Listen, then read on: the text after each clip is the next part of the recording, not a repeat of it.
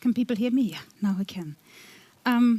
Wonderful welcome to one of the concluding sessions of this year's Bled Strategic Forum. I guess this session really encapsulates the whole notion of a runaway world, and if you've had too much of it over the past 1.5 days, I can promise you that we are about to enter a solution space. We don't want doom and gloom to take over. And our panelists here today, they are actually part of the solution space, past, present, and future. So very much looking forward to having this discussion with you today. I'm Sabrina Schulz.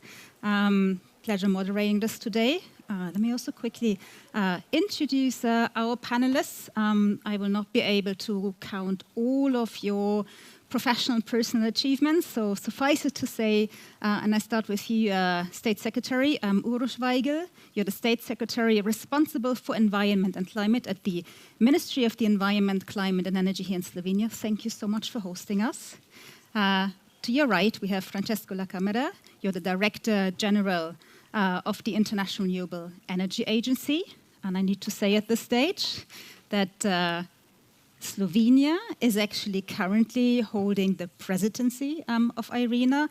And the press release the government of Slovenia released on this matter was saying it's an important milestone in Slovenia's international energy diplomacy. So we're in the right space here. Adnan, Amin, you're the special envoy for the Middle East under the Brazilian presidency for COP30. You've been in the space forever. You were the first ever head of IRENA. You were also the CEO of COP28, and you're the chair designate of the World Energy Council. Welcome to you as well. And as I promised, we also have the future of international climate policy and diplomacy among us here. Titi Habicht, you're just been nominated the Slovenian Youth Delegate for Belém, for COP30. You're now starting your Master's in European Studies. You hold a Bachelor in International Relations. Yeah, you're here at a critical time, and we count on you. So to get us going, what I would like to do just for a start, you're probably all from the foreign and security policy space. So can I just take a very quick poll? Who of you thinks that climate is now part of the foreign and security policy agenda? Quick poll. All right, and who would say it's not quite the case, but it should be part of the foreign security policy agenda? Should climate be part of the foreign security policy agenda? Okay, so it's not everyone raising their hands, and we have to do some convincing to do today. But we can do that. That's what we're here for.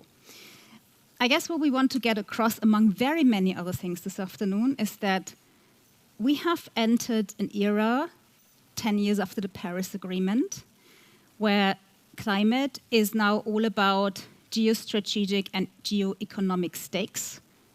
It was not quite like that 10 years ago. And we're wondering what world we will enter, what world we will be in 10 years' time. So keeping in mind, foreign security policy agenda, what role for climate in the new era? Let me start with a landmark COP in Dubai, COP28. Climate diplomacy achieved the so-called UAE consensus at COP30. It's about tripling renewable energy and doubling energy efficiency by 2030. And let me start with you, Adnan. I mean, you're the part of the, but I would say you were the master of ceremony of the whole thing.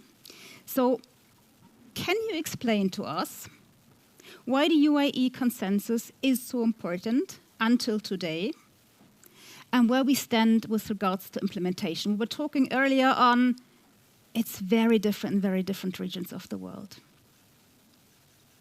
Thank you, Sabrina, and hello, everybody. Great pleasure to be in this beautiful town of Bled. I'm not sure if I was a master of ceremonies, because I remember having to do a lot of work, and masters of ceremonies don't always. But we had a very intensive COP at COP28, because it was the first global stocktake of the Paris Agreement. Now, the Paris Agreement, I don't know how many people are familiar with it. There was a lot of discussion about whether the Paris Agreement has really achieved anything, has it been useful? And I think it was absolutely agreed at COP28 that the Paris Agreement had been essential to framing climate action for the future. And there are even projections that if we didn't have the Paris Agreement already today, we would be more than 2 degrees over in terms of temperature. So it was important then to do the first stocktake. What has worked, what hasn't worked, and to chart the way forward. And here I think what we achieved in Dubai was actually quite unprecedented for climate negotiations. We've had incremental progress, sometimes problems in many negotiation spaces. But in Dubai, we came out with the UAE consensus, which framed what the implementation phase of climate action will be going into the future, because we basically closed the Paris rulebook, completed the negotiation framework, and we moved Paris into... Rulebook? Can you explain? So the Paris rulebook is the set of issues that still needed to be negotiated under the Paris Agreement, having to do with emissions, having to do with carbon trading, a whole set of issues on adaptation, resilience, just transition, and so on. So that negotiation was completed. Now, the outcomes, nobody expected. So the UAE is an oil-producing country, and all we got for 1 year before the COP was a lot of criticism, especially from NGOs, that we were going to sell out to the oil agenda. So let me tell you what we achieved. We achieved for the first time the words fossil fuels in a climate agreement under the UNFCCC ever. And more significant than that, we got the language that the world should transition away from fossil fuels in a just, orderly, and equitable manner. Now, just, orderly, and equitable are extremely important, because when you have these transitions, you have economic and social implications. So those words were what enabled other countries that were not in favor of this to come on board. So for the first time, we have an agreement about transitioning away from fossil fuels, and the process has already begun. If you look at the evolution of the global energy agenda, I'm sure Francesco will talk about this a bit, we have decisively started to move away from fossil fuels, and we're starting to achieve some record numbers. A major part of this was an agreement we also achieved for tripling of renewable energy and doubling of energy efficiency by 2030. That was very hard to get, believe it or not, because a number of countries had doubts about it. For example, the Chinese said, we're the leaders in renewable energy, but it's physically impossible for us to triple by 2030. So we had a lot of discussions about how we could agree to this, how we could frame it, and that's agreed now. So we have a global target that every country in the world who's part of the climate agreement has signed up to move ahead. A very important element of this is that for the first time, we also had an agreement, and this was extremely hard to get, to start peaking and reducing emissions by 2025. Peaking emissions by 2025 means that we have decisively entered a phase of transformation as far as energy and emissions are concerned. Now, this was a package of things, and of course, we had also negotiated the global framework for adaptation, but we also got in the UAE consensus an agreement to halt deforestation by 2030. This is being picked up now by the Brazilian presidency and is moving ahead. But even more significant, looking at the future, was the agreement to have economy-wide NDCs with emissions reductions targets, 43% by 2030 and 60% by 2035, embedded into the agreement. So the next generation of NDCs that will be unveiled in Brazil, countries agreed that they would align with the 1.5 ambition and try to create a momentum around that. Now, the world has changed since then. The economy is not looking good for many countries, but we're looking forward. I know the Europeans are discussing their NDC. Many other countries are. We've done ours. We try to be as close to 1.5 alignment as possible within our economy. So that is all going ahead. So we are now at the point where all the real hard negotiation element is completed, and we're entering the implementation part of it. Now, on the emissions reductions and tripling renewables, let me say a couple of things here. This was my bread and butter for many years, so I can't resist, even though Francesco is here. What we've seen in terms of renewable energy is truly remarkable. I remember when I was first elected as first Director General of IRENA, almost 14 years ago, we were looking at renewable energy investments just over $100 million a year globally. 10 years after, we were at $1 trillion, and last year we achieved $2 trillion of investment in renewable energy. Solar energy has become the fastest growing part of this. In China alone, China has installed more than double the renewable energy or solar than the rest of the world combined. They are on track by the early 2030s to have more solar in their system, just solar. Forget about wind and hydro and so on. More solar in their system than the entire electrical power output of the United States. This is the speed with which this transition is happening. Just talk about two more geographies before I complete, if I may. One is Africa. 25 countries in Africa last year imported 100 megawatts plus of solar for their power systems. Some, like South Africa, were close to 3 gigawatts. Some were just above 100. But that is a very, very crucial tipping point for emerging and developing economies in terms of what their energy future is going to look like and where they're going to invest. So I see a remarkable kind of growth on the renewable side. Efficiency, we're still lagging, but I think there's low-hanging fruit that we could do better with.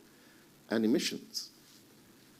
The Chinese had a target of peaking emissions in 2026. At COP28, they agreed to 2025, but the latest numbers that we're seeing about Chinese emissions, and China is the fastest growing emitter, which is very significant for climate, is that they have already or will later this year have achieved structural decline in their emissions, that they have already achieved peaking and structural decline.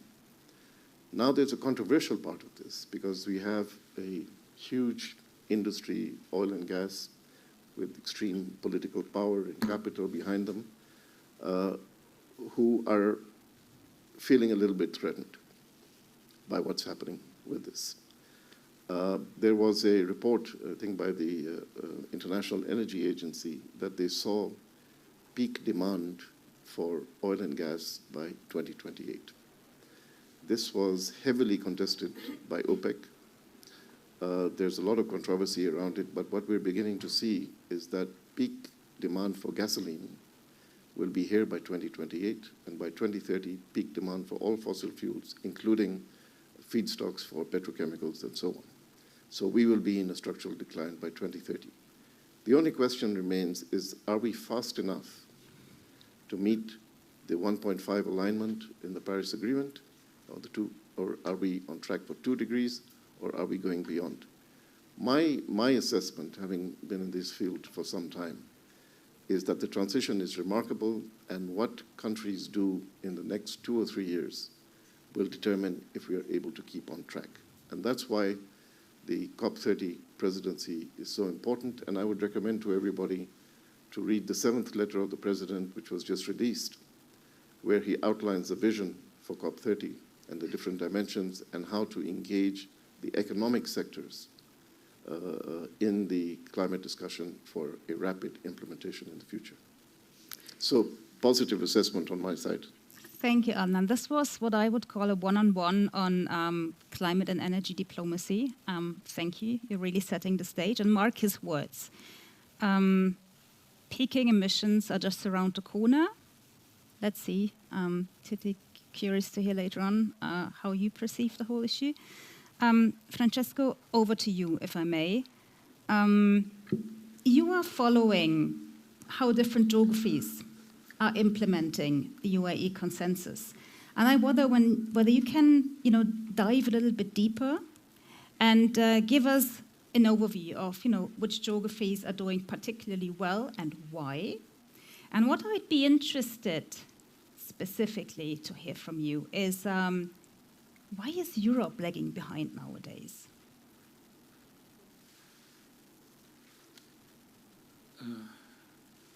This second sentence is came in by surprise. I'm not quite sure that Europe is lagging behind in this prospect. The first thing that, as Adnan said, I think it's clear that the world is moving in one clear direction. So I think that there is no doubt on the fact that the future economic system and the energy system will be largely dominated by renewables, complemented by the sustainable use of biomass and the use of hydrogen, mainly green. So this is happening, it will happen, and there is no doubt. Because the market made this clearly this choice, and this is where we are going. But Adnan posed the right question. So we are proceeding fast enough. If the direction is clear, it cannot be stopped. We are in track or not. So what we can see, and also we can talk about the disparity. I wish to say that we have seen new records of renewable solar capacity year after year. 473 gigawatts in 2023, 508 something in 2024. And my estimate is that we'll go close to 750 in this year. These are the numbers that I can imagine, not using very sophisticated models, but just see what is happening in China in the last 7 months, from January to July. You can do a very simple exercise that brings you close to reality. Just multiply by 1.6, and you have the total solar capacity that may come at the end of the year. So this makes evident the answer to your question. Where we are doing better is in Asia, but not in all Asia, because when we talk about Southeast Asia, it's one of the areas where the situation is more critical, because the economy is still working on coal heavily. But China is putting the number for the continent very high. Then we had last year very good number also for the US, and very good number also for Europe. Naturally, Africa is lagging behind. We have very good experience, very good, very good information, but still the continent is lagging behind. Still, Southeast Asia is under scrutiny. South America is traditionally using renewables, hydro, in large part of their energy system. They are trying to diversify, putting also priority on the sustainable use of biomass.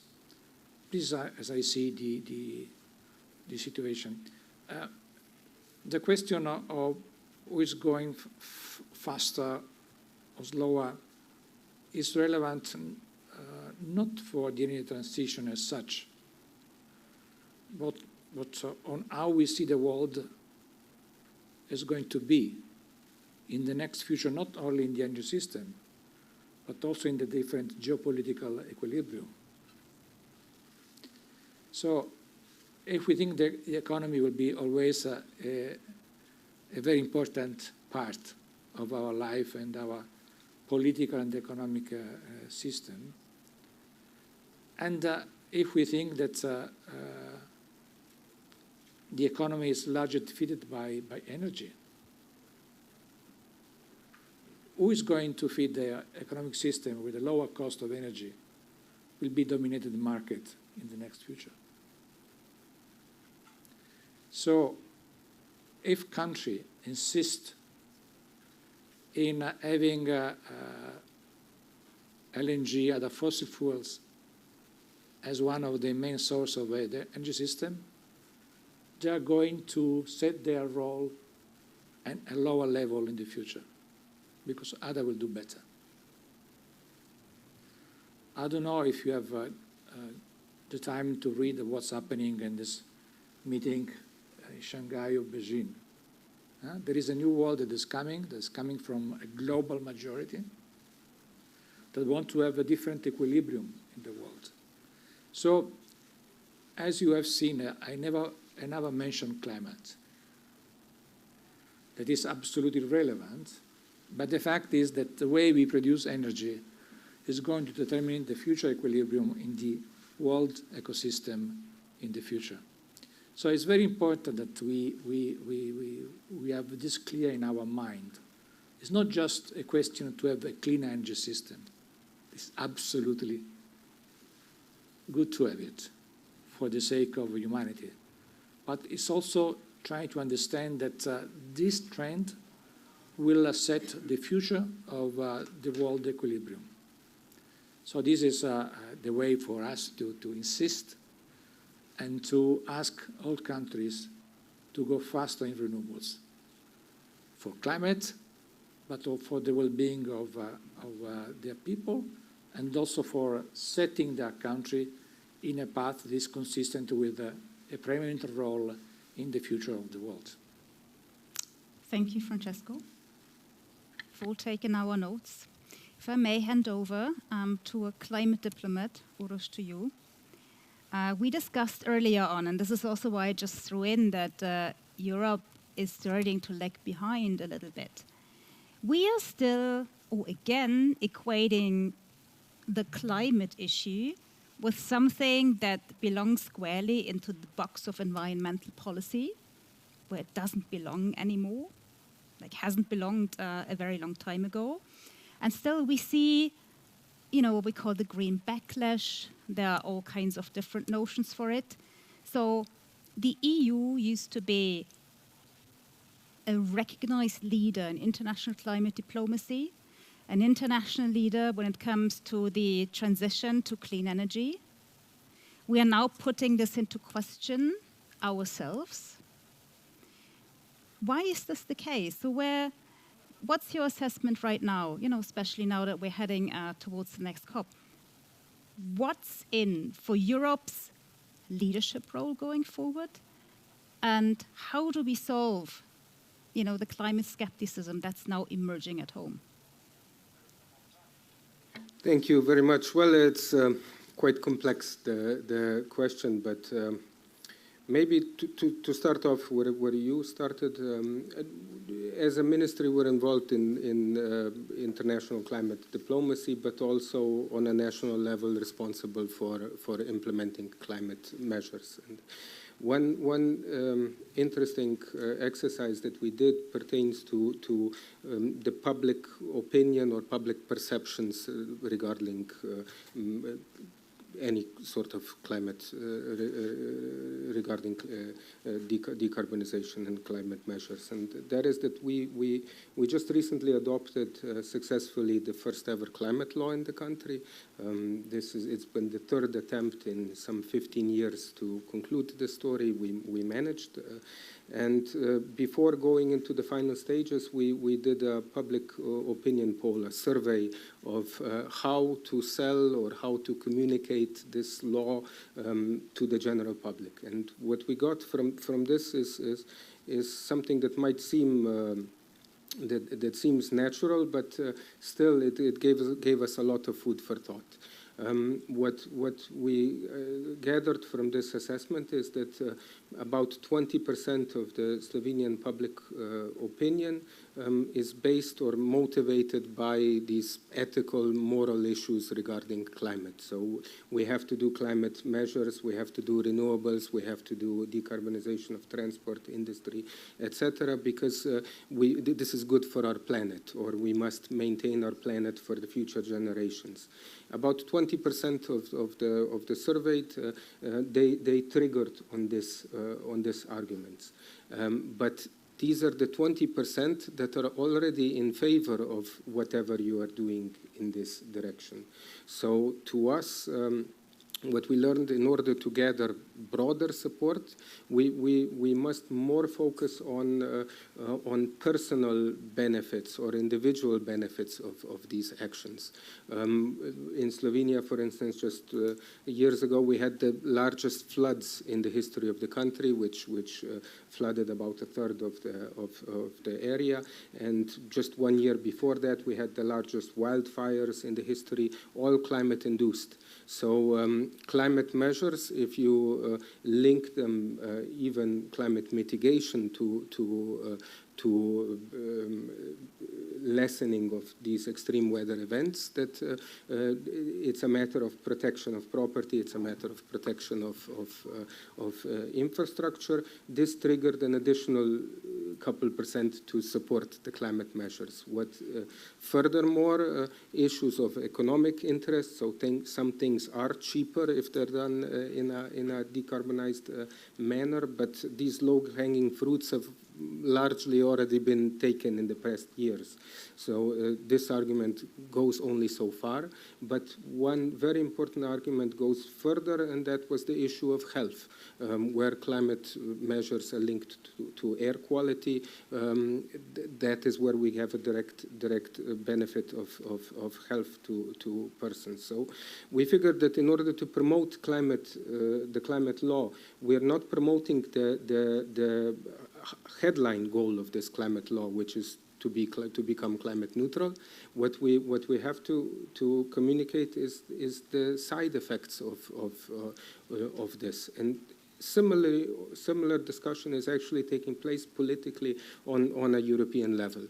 If you're focused, if you take a look at the communication of the European Commission when it first proposed a 90% target, and the communication now with on the climate law, the narrative changed a little bit. Before, the narrative was higher on moral, ethical issues, and now it's turning into other economic benefits, whereby in energy field, this is the fact that renewable energy sources are domestic energy sources. They they strengthen the strategic autonomy of the countries, and in our case of our continent. And there is an economic issue there at stake. On issue of competitiveness, which is also much discussed upon, there I think as well the Draghi report managed to structure the views on this, that climate is not to be perceived as an obstacle to competitiveness or as an obstacle to growth, but rather as the only guarantee for long-term competitiveness of the economy. So we are on all levels, I think, sort of shifting a bit the narrative, and shifting in some essence also how we manage to create policies or deal with policies, where there is a mantra that is mentioned, the mantra of smarter regulation, which means setting more the goals and the frameworks, but less micromanagement but less micromanagement over climate policies. And I think with a shift of both of this, so better communication, more communication, and on the other hand, also smarter regulation, we can come further. We can come better further across. And there's a final issue that I think needs to be mentioned, and that is quite. That is very valid, unfortunately, in these times, and that is the issue of the issue of climate skepticism in some sense. But I wouldn't even use so much the word the word skepticism, rather a bit of climate apathy, and on the other hand, a lot of populism in the climate debates, much higher than has been the case previously. And this partly fueled also by a lot of misinformation. And so at the same time of dealing with communication, we must ensure that discussion is fact-based, that it's science-based, and that politics doesn't misuse doesn't misuse a very vivid debate for a short-term interest. That there is still enough consensus that we are heading in the right direction, and that we must continue to do so. Thank you so much. Did I answer? Yeah, we'll come back to a few more items, but shifting the narrative, I mean, this is exactly what we're also trying to do here. When I asked you earlier on, you know, does this all belong to the space, into the space of foreign security policy? You know, I think this is where we need to get all of these issues. But then I wonder, Titi, does all of this sound pretty hollow to you? Because we just heard we're on a good track, we'll succeed, you know, if only, you know, we're following reason as a guideline. I'm not under the impression that your generation is taking all of this that seriously. You are the ones who are skeptic, that the global community is serious about climate action. And maybe you can frame your answer against the background of what happened in July when the International Court of Justice issued a landmark document. It was an advisory opinion, so, you know, advisory opinion, but still, there's a speak, which affirmed that states have, and I quote, an obligation to prevent significant damage to the environment and must, quote, cooperate in good faith to curb climate change. And this was all sparked by a youth-led initiative from Pacific Islands. So where do you stand, you know, with all of this? What does your generation think? So just before I begin, I have to briefly correct you because the youth delegate from Slovenia going to Belém is sitting right there. I hope he's taking notes. But I was the one who went to Baku, just in case this changes something. But yes, the ICJ advisory opinion from July of this year is for sure a revolutionary achievement in climate activism. But again, more than what it is, I think it's important to talk about where it came from, because just as you said, the initiative didn't come from the governments. It came from 27 young people who formed a group called Pacific Island Students Fighting Climate Change. And they fought on it for 6 years, so quite a dedication. But I think this is a great example of a policy made by the people instead of being imposed on the people. Don't worry, I hear myself. I know this sounds like a populist mantra, but I think it's extremely important because it shifts the narrative. You know, it makes us perceive climate change not as this invincible threat, but rather as a very difficult challenge that has a solution we can all contribute to. So I do think this is a huge step in the right direction, but as you said, it's only an advisory opinion. So it's a legal instrument that helps to clarify a specific issue. But it is not the end goal. It is a tool we can now use in legal, political, diplomatic spaces to push for real climate justice. And I think this is good enough for now. But honestly, I think cases like this are extremely important for my generation, because I know many, many young people who just don't believe we can do anything anymore. We're constantly bombarded with horrible news and horrible predictions for the future because what we promise is not getting implemented soon enough or not at all. And yes, climate anxiety is a very real and common issue, and for some it also becomes a reason to stop engaging altogether, or even worse, to start supporting the harmful policies that make our crisis even worse, because, you know, why not live like there's no tomorrow if we're all gonna die anyway? Why would it matter? But anytime I engage with someone who thinks in this way, I still try to remind them that there has been a lot of progress done. I think we heard about it quite a lot. But it might be strange for many to hear this from a skeptical youth representative, you know, who's here to doubt everything that older generations are saying. But you know, I don't want to focus too much on the past, but I think it's still important to remind ourselves that at the beginning of the century, the prediction shows that the global temperatures will rise for approximately 4 degrees. And because we chose to act, we are now looking at 2.7 degrees. And if we increase our ambitions and stick to our plan, technically the Paris Agreement goals are still within reach. And of course, climate change is not an isolated issue.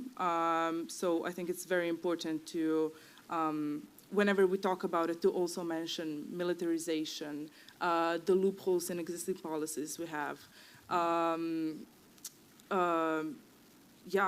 the systemic inequalities, all of that. But I think that everyone present in this room is well aware that, you know, things are not great.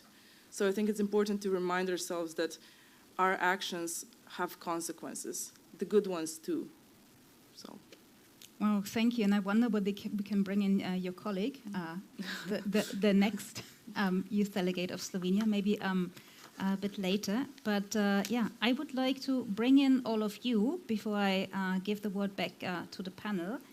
And I have the great pleasure to give the opportunity for the first question and remarks to Professor Jelena Stankovic,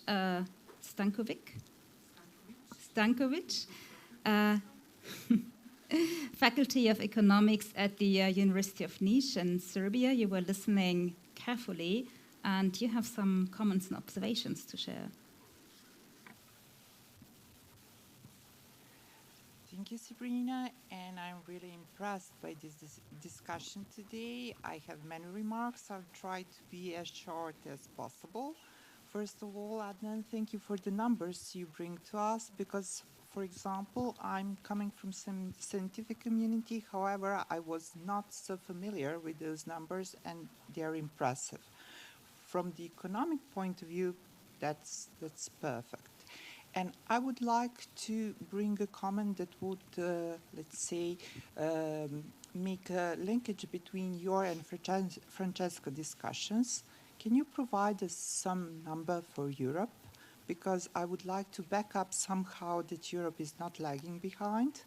It's obvious that Europe is sometimes over-regulated, that's true, and that we are lagging behind when it comes to digital competitiveness. However, when it comes to green innovation, I still believe that Europe is not lagging behind. And Europe is still the best place to live in the world. If you look any kind of competitiveness list when it comes to quality of life, Europe is still the best place to live. So let's keep it that way. So this is my first observation. And the second is something that I would, let's say, bring in discussion related to let's say, my neighborhood countries. And I'm coming from accession countries. So the problems in Serbia are even more severe than they are in EU. Can you teach us a little bit how can we come over from the trap to, let's say, regenerative economy and our chances toward EU accession and using funds better than we are doing now, especially when it comes to talk that is populistic one. Unfortunately, we are currently in the period where populism in our, let's say, mainstream politics are very, very loud. And this is something that we do not want to hear. We would like to hear something very straight and correct, and I would like you to guide us on some way. On the other hand, when it comes to youth, I would like to support your opinion, because currently in Serbia, youth people are the only one who think that it could be change everything. So this support for young people and for them as, let's say, those who bring changes is something that is very important. Thank you. Thank you, Jelena. And from now on, we will pick up the pace a little bit of the discussion. So if the panelists could please respond to Jelena, maybe Titi, do you want to start this time around? And then, yeah, very curious to hear what the rest of you have to share. Since most of your questions were mostly targeted at my co-panelists, I think I can answer the last one. Yeah, very shortly. I think it's really impressive what young people in Serbia are doing. It is a big shame that they're not getting more support from the EU, for sure. You know, just you asked at the beginning if we can teach you something. I think that's a very slippery slope. You know, on imposing on people how to do something. It goes hand in hand with populism, if you ask me, because, you know, we often look at leaders to provide us with instructions to solve the problem for us, when I think that the real solutions come, you know, from the ground, from people. Yeah, so when it comes to education, I think that Serbia is probably not the only country where we're taught about climate incorrectly. Even I was, you know, taught about climate as polar bears and recycling. And if you don't do this, we're all gonna die. Instead of, you know, focusing on a broader range of issues, as I mentioned before, you know, how this goes with militarism, how to address people who can make a change. I think this is very important that, you know, we learn in all education spheres, from primary school to higher education in all countries. And I don't think even Slovenia is doing that well in this regard. Thank you, Titi. Can I just quickly come back? You mentioned militarization twice. And I would like to understand what you mean by that. There's a huge discussion on, you know, whether to dedicate money into climate or, you know, rearmament of Europe. And you know, it's a very big discussion, and I don't think there's a very clear answer. You know, it might get a lot of opposition from many sides. But I was listening to this very interesting discussion at COP29 that was organized by the Slovenian army, and it was about the emissions in the military, because you know, if you focus on the war emissions, we're ignoring this on purpose, and I think it's really something that should be addressed more often, but it isn't. And let's not forget about the fuel. We would need if a war was going to happen, so maybe we can put this on the agenda for the next Bled Strategic Forum. Yeah. The green sustainable tanks are not going to save us, so let's see what happens with that. Okay, quickly to finish the round, Francesco. I think she asked for some numbers. So the triple of renewable energy by 2030 means 11.2 terawatts of renewable energy installed. This means what we need, taking into account the existing trend in the demand, for having a shift in the energy system that will ensure that we reduce emission by 2030 by the 43% that has been asked by the IPCC to stay in 1.5. So the 11.2 is the number that translates this aspiration in terms of number. At the end of 2024, we had, I think, 4.4 terawatts. So we are lagging behind 6.8 terawatts. from now to 2030. This means that we should install 1 terawatt point 2 around every year in the 6 year until 2030. And we have installed 575 gigawatts in 2024.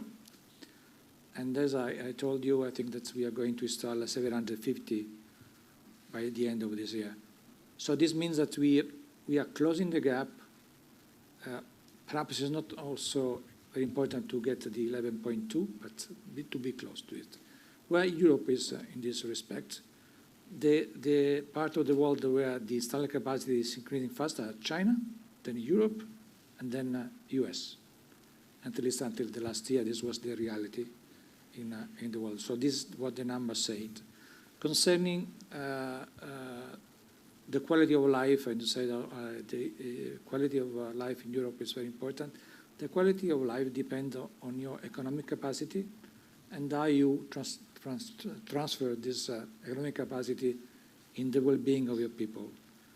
And this capacity depends on where you are in the world.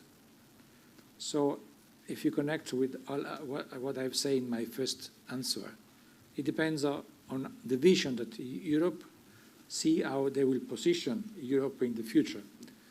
And I have to say that it's so simple to say that, for example, with the wind of the Baltic and North Sea, Europe can have renewable at low cost for years and years.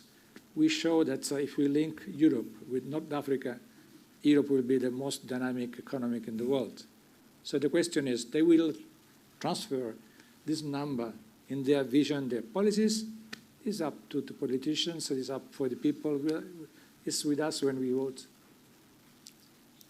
Francesco, I was just going to interrupt you because I believe that not everyone in the room has a proper idea, notion of what 1 terawatt is. Can you just explain it in tangible terms?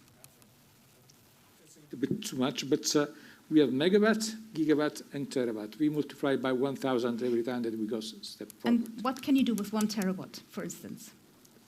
With 1 terawatt, we can light more than Slovenia and other countries together. That's just to put things into perspective, because it's really abstract figures, and we're just trying to, bring it down to the reality of everyone in the room. Thank you so much. So, thank you. Well, a couple of points. One, I think looking at the example of Slovenia, I think it's safe to say that for the Western Balkans, this European perspective and prospect of membership and ever closer membership is the best thing that can happen for the environment of these countries. Even in Slovenia, I think where we have quite a high notion or aspiration of people to have a green economy and to preserve our environment, it still helps that common rules are set up on along the entire internal market, that whenever we are introducing restrictions sometimes or regulation for any sorts of pollution. In case we would be doing it ourselves, we would have the Chamber of Commerce on our backs saying, why are you introducing this here? Our competitors in Austria, Germany, or Poland are not introducing the same. If it's done on a common internal market level, on a common European level, it's much easier and more stringent measures can be applied. So for Slovenia, for instance, I know that the issue of air quality is probably the single outstanding issue in the Western Balkans, alongside possibly climate adaptation in some areas. But the issue of air quality, for instance, has been largely the most progress we've made in Slovenia was on the basis of EU standards on industrial emissions, and on others, also emissions on small combustion, on small boilers. So EU prospect, I think, is an important matter on how to ensure that funding is spent wisely. When you figure that out, let us know. Let also the other, also any European country know. But in this point, I would like to highlight, just to advertise a small project that we are running. It's small in the sense of amount of financing, but hopefully not, it will not be so small in effect. We have an institution in Slovenia, CEF, the Center of Excellence in Finance, which deals with enabling the public administration in the field of finance, which is mainly finance ministries, central banks, but also people dealing with funding at various line ministries. We started a project last year of empowering public servants to be able to better manage a green transition. There was actually a session during the the Bled forum.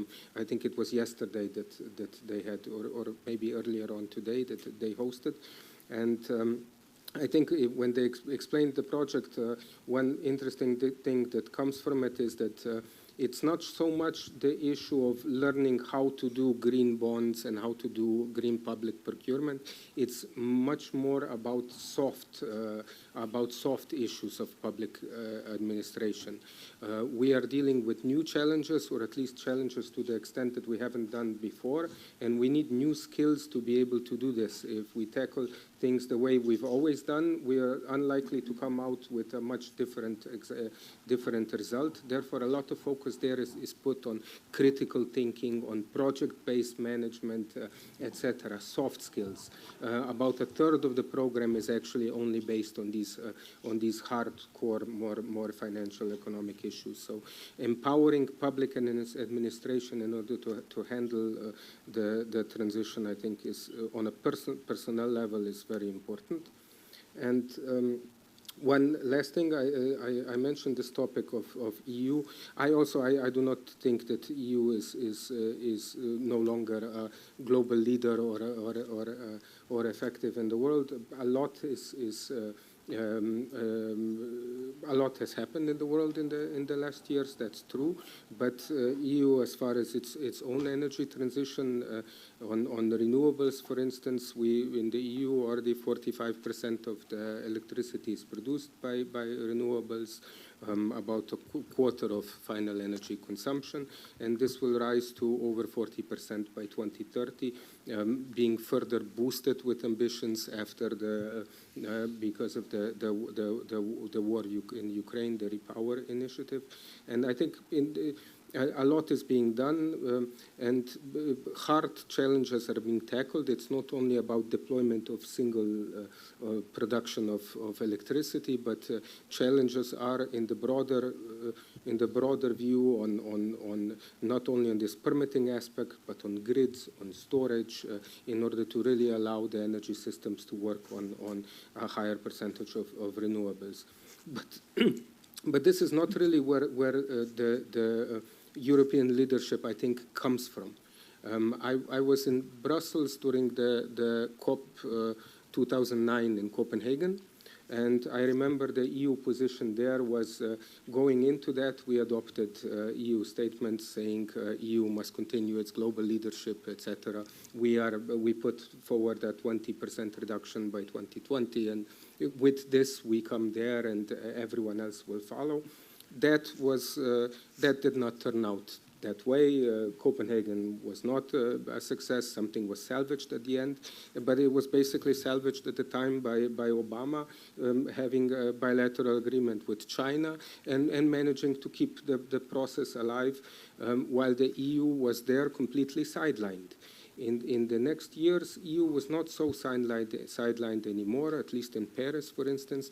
EU was making a presence, but not in the way of we set the highest standards everyone else should follow, but rather with stronger dialogue and cooperation with other countries. At the time, a high ambition coalition was born, and it's through this high ambition coalition that even up to now the EU is engaged on making common demands or requests with progressive, ambitious developed countries, but as well with the least developed that are most affected by climate change.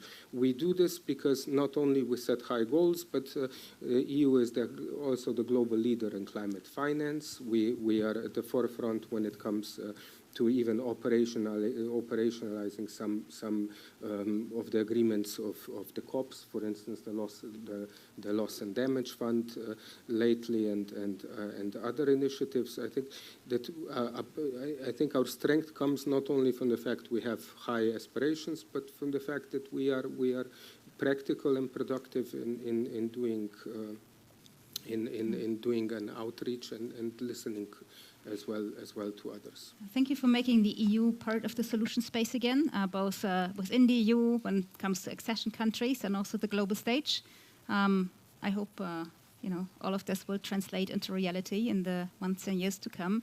Adnan, one last word from you in this round, and then I'm handing over to the audience, and then we'll be really snappy because we are otherwise running out of time.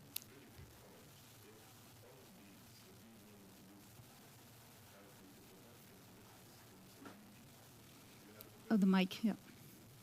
If all of your Slovenian youth have the political and diplomatic skills of Titi, you have a very good future as a country, because she's very impressive in the way she handled the issues. Elena asked for a number of numbers, and I'll say it in dollars rather than megawatts. It's more difficult to get it across in terms of capacity. But already this year, we're on a record track, as Francesco was saying. By midpoint this year, China had invested 627 billion in renewables, the US 400 billion, Europe, EU 386 billion, and the emerging world and developing countries 300 billion. We are on track to surpass last year's level by substantial margin. Europe is not out of it. The US is not out of it. A lot of people have this fear that somehow the US has dropped out of the climate thing.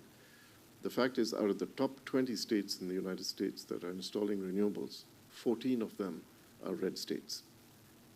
They have a stake in renewable energy and energy policy today, which is huge for them, and it's a transformational thing. So that's happening. Secondly, Europe.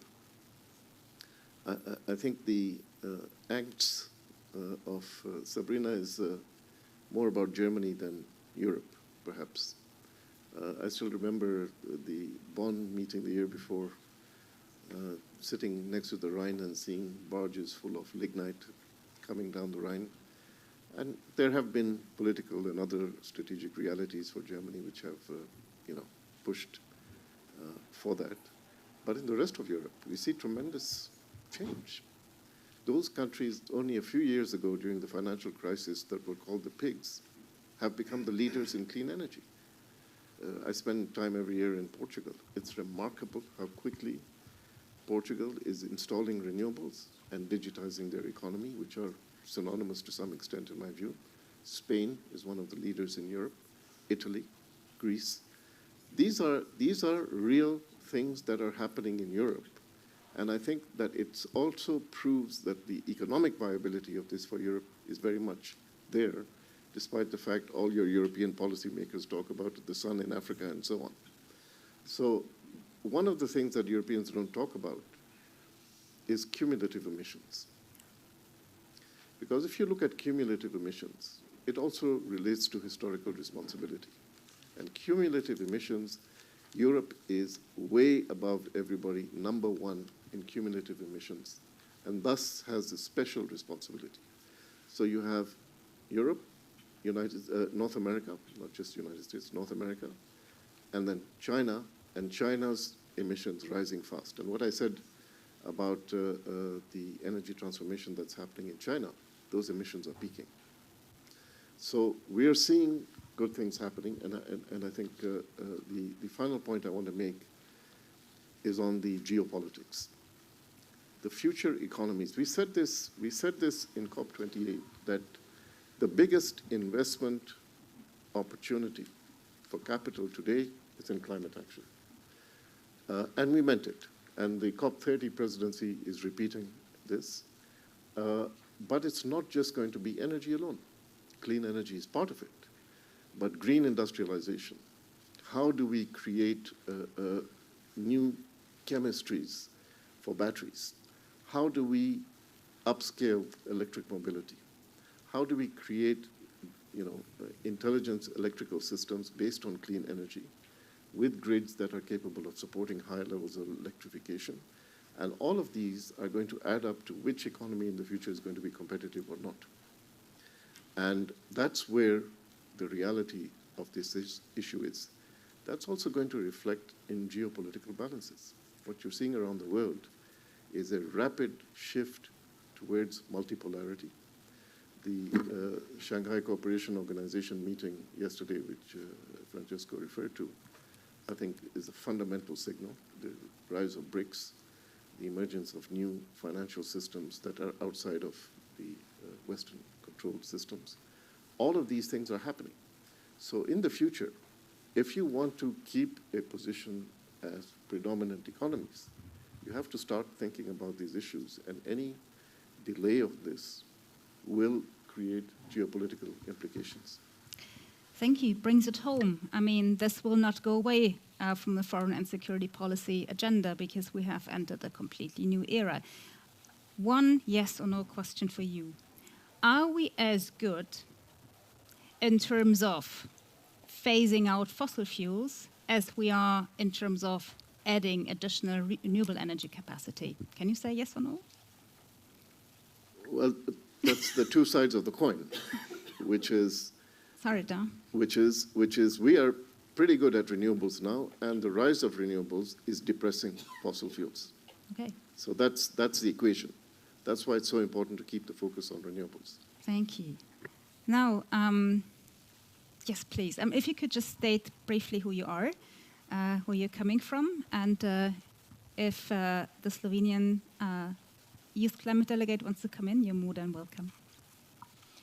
I'm Ksenia Škrilec, Foreign Ministry, Slovenia, Climate Envoy. Just what you put a question at the beginning, climate, security, and foreign policy. Foreign policies are including climate change considerations. And I'm the proof of it. My colleagues are proof of it. We have a Climate Envoys network of the EU.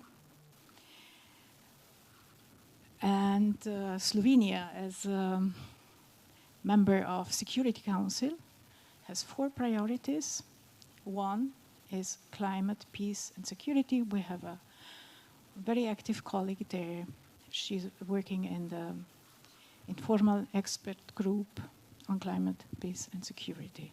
Because all these considerations have to be included in thinking and solving conflicts around the world. But adding to what you were talking here about, concrete steps. We are in the decision-making process of IMO net zero framework. It is the framework for getting to net zero greenhouse gas emissions in shipping sector. And the decision, the agreement is to be taken in October. But this is also my part of outreach to you, all of you. Maybe you can tell us something, because there are countries which were, until last year, very proactive for pro, and now they are very proactive against this agreement, which is a concrete step to getting to greenhouse net zero emissions. And the philosophical question, listening to you, and I know because we are also arguing always with economic growth and profit, but couldn't we, I know Titi could put this question, couldn't we or shouldn't we start thinking on new concept of economy? And you all understand what I mean. Thank you. Thank you. That's another session for next year then. Yeah. Can I just see who else would like to come in? Please do. Just to come in shortly on this, because I'm responsible for climate, but also environment. And it is true we're focusing on climate issues now. I think it is the biggest environmentally related challenge that we're faced with now. But we are in a triple planetary crisis where it's not only climate change that we should be afraid of, but also pollution and loss of biodiversity, loss of nature as the cheapest and best ally we have to deal with the environment. But one aspect, renewables is a part of the equation, for instance, but just fueling economy on clean energy is not enough. It's an important part of the equation, but we do have to make a stronger effort to really become sustainable.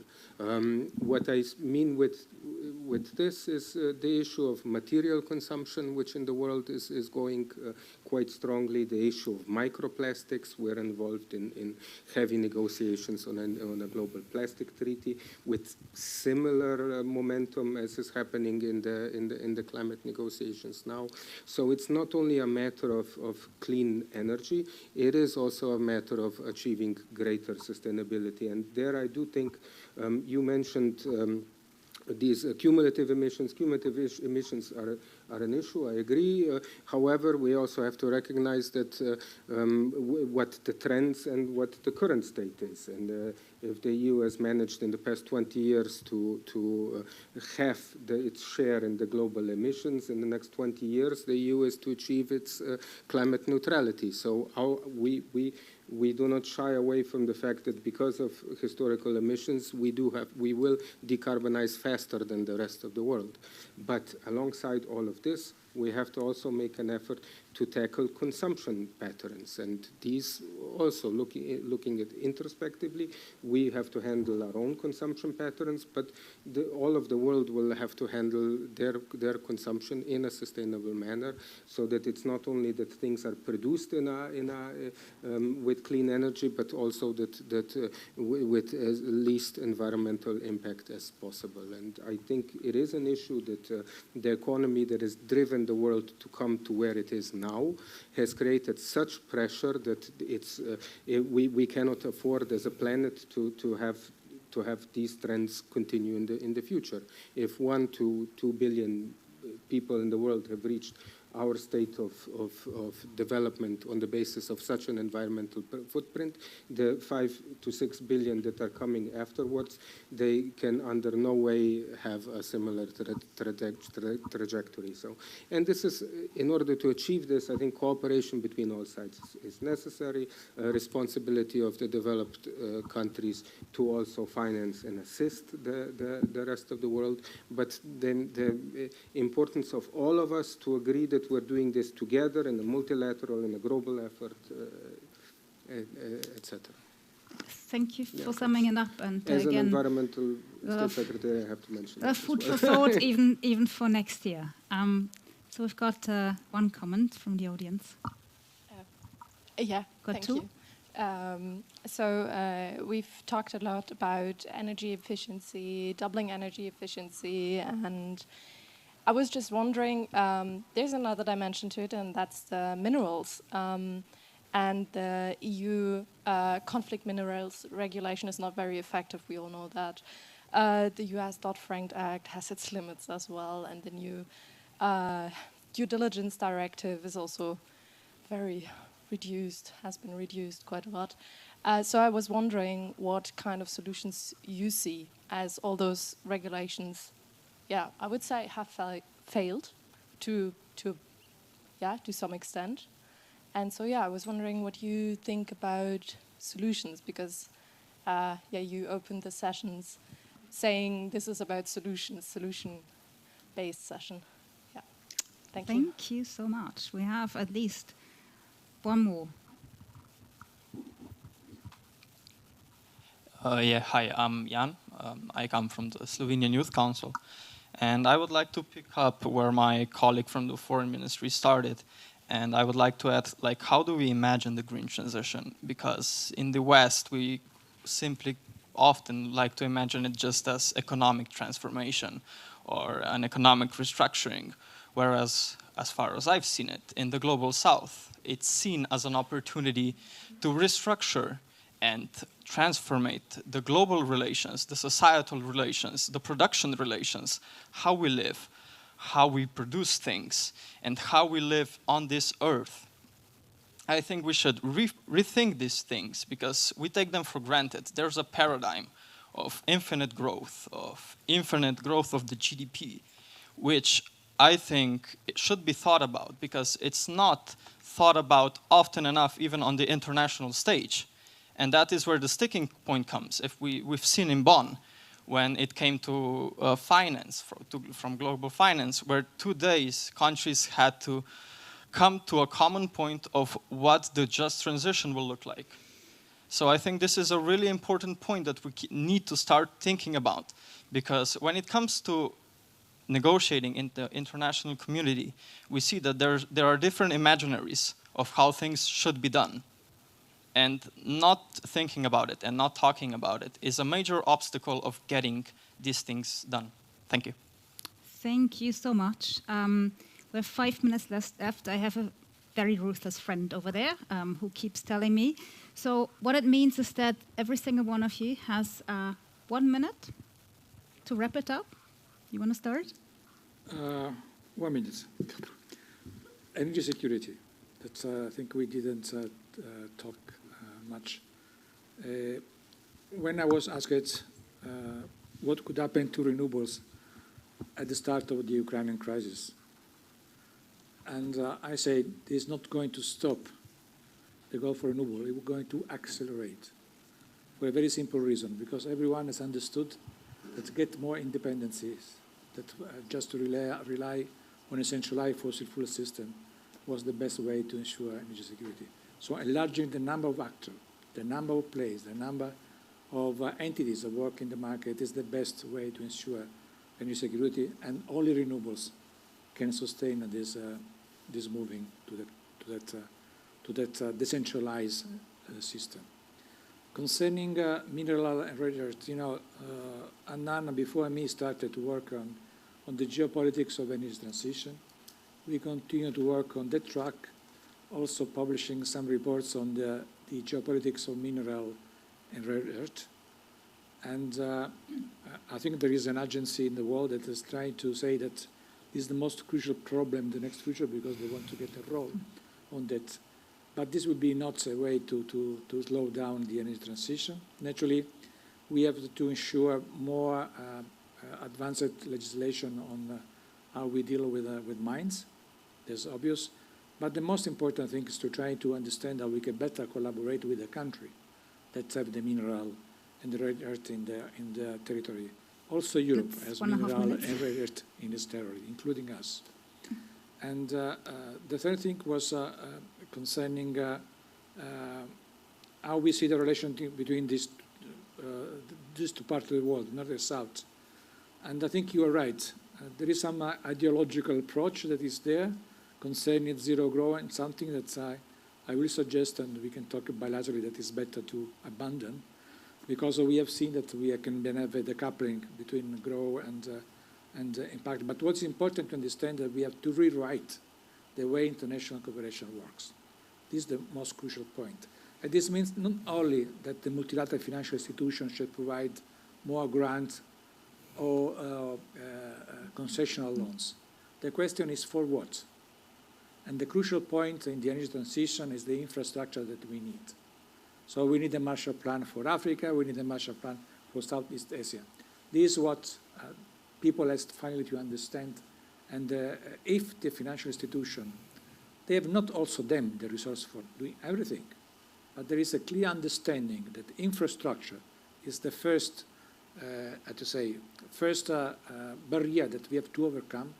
I think this is a way to rewrite the way international cooperation will work. Okay. 30 seconds? Who's putting 30 seconds?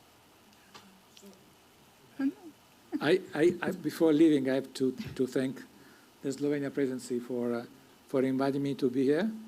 I really wish that, we have been extremely here, having Slovenia as a chair, a president of ARENA. I hope that this fantastic experience has been very beneficial for ARENA. I hope this could be very beneficial for this country make their own choice in the future to come. Thank you. Well, thank you, Schulz. Well taken. Okay, last concluding comments, Titi. Sure, I would like to second what Jan said. This is my the new youth climate delegate for Slovenia. So I can't give you a definitive answer, but I can say that people like you and me, and I hope many, many others, can push for what you said. Because from what I've seen, young people agree on things way faster than how it happens with actual negotiations. So I think that you should push for keeping the EU accountable and to sticking what to keep in mind the global south when it comes to dealing with all of these questions. That's very straightforward. Thank you, Adnan, and then I give the last word to the host. Yeah, since I already spoke. May I? Please. Yeah. Stop looking at her, and then we'll be okay. There were some great questions, so very quickly. On the shipping, decarbonizing shipping and aviation is going to be very important, as with a number of other hard-to-abate sectors. But multilateralism is about finding the balance. You have a number of countries that don't have significant ports, that don't rely on shipping, who are very happy to have the new regulations concerning shipping. There are others whose lifeblood is tied up with trade and shipping and ports, and operations are very price sensitive. But they still understand that things have to change, and some of the big shipping companies have started to do that. Maersk is moving their fleet much more to greener fuels and so on. So we have to push on all ends to make this thing happen. The critical minerals that's a great question. It's going to be a very important issue in the future, but there's a lot of misconceptions around it. The critical minerals in themselves are not supply constrained. The latest example of that is lithium. We had hysteria about lithium 2-3 years ago. We don't have lithium. The Chinese have taken all the lithium. People have started to invest in lithium. Now we have a supply glut and a price collapse on lithium in the market.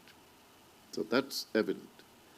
The whole issue of critical minerals is investing in strategic technologies and being able to be in a position to benefit from that in the future.